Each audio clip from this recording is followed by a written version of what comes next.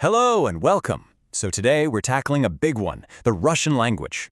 Now, I know it can seem intimidating, but it is so rewarding.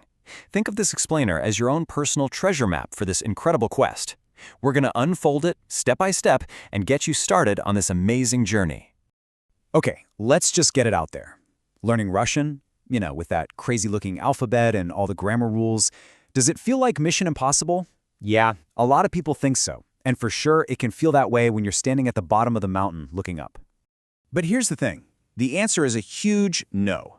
It's not impossible. Not at all, especially when you've got the right roadmap. And that is exactly what we're doing today. We're laying out a clear, step-by-step guide that makes this mission not just possible, but totally achievable. So first up, why even start this adventure? Well, for one, Russian is a beast of a language, in a good way. It's spoken all across Eastern Europe and Central Asia. Plus, think of it like a master key. Once you learn Russian, it opens the door to a whole family of other Slavic languages. It's a real gateway to a new world. Every big adventure has to start somewhere, right? For us, it begins with a few crucial first steps. This is the foundation. It's all about getting the absolute basics down so you can really hit the ground running. So, this first leg of our journey has 3 really simple milestones. First, we tackle the alphabet. Second, we get a handle on pronunciation. And third, we learn those critical survival phrases that let you start talking, like right away. See? Not so scary when you break it down. Let's talk about decoding the Cyrillic alphabet. It looks wild, I know, but a lot of the letters are actually friends in disguise. Some just sound different, like the Russian P, which is actually our R sound, or their H, which is our N. Your goal for the first week isn't to read Russian fluently. Nope. Your goal is to be a code breaker. Just focus on sounding out the letters. That's it. That's the win. Okay, pronunciation.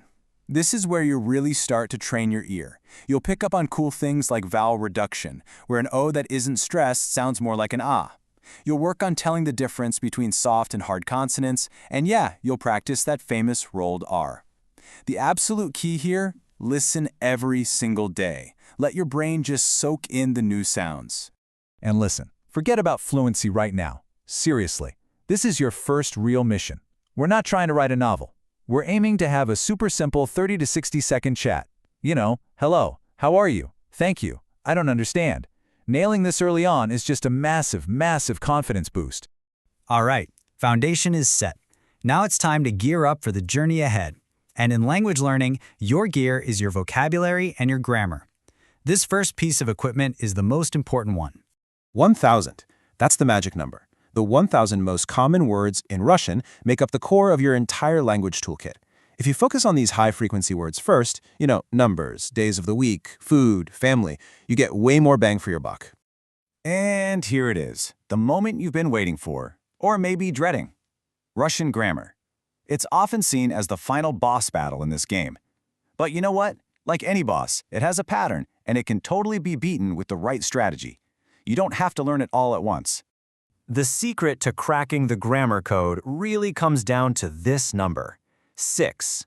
Russian has 6 grammatical cases, and if you can wrap your head around these, you're well on your way to victory. So, what in the world is a case?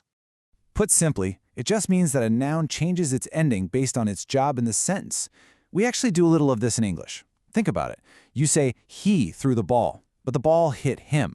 Same guy, different word, right? Russian just does this with all of its nouns. The ending tells you who's doing what to whom. And here they are, the big 6. Don't let the fancy names scare you. Just think of them as different jobs a noun can have.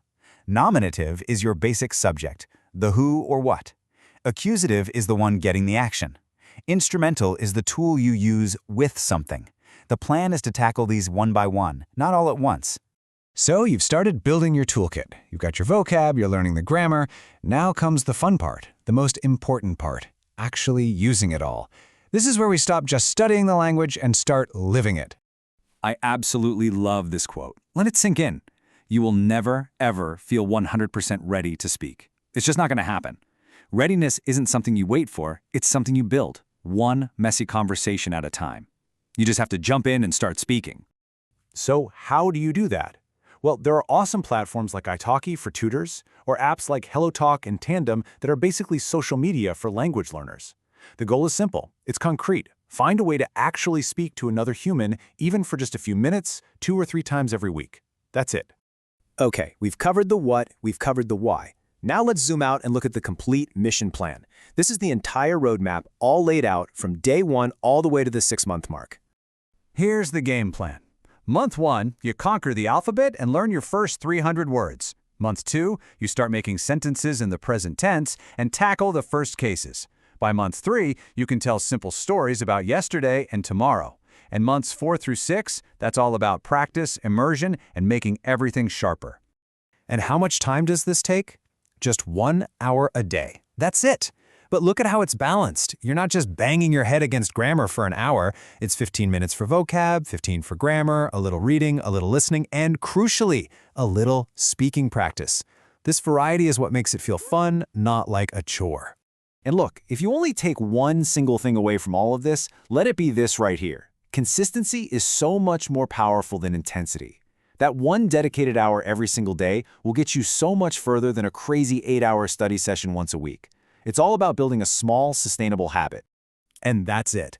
The map is in your hands. The steps are clear. The mission is no longer impossible. It's right there, waiting for you. So the only real question left is, where is this journey going to take you?